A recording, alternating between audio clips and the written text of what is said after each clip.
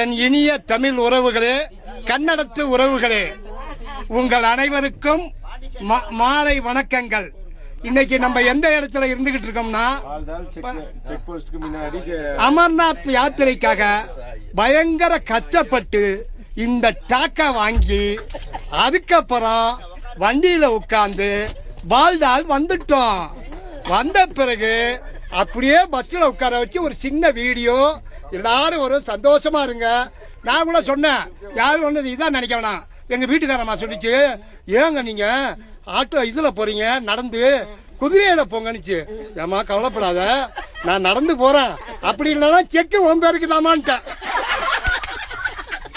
அதனால ஒண்ணு கவலை இல்லாம இருங்க, ஜாலியா சந்தோஷமா இருங்க.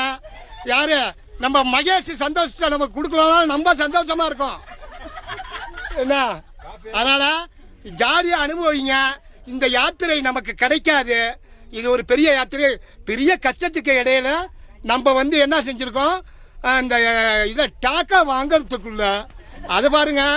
நம்ம கோயம்புத்தூர் ஐயரு பையன்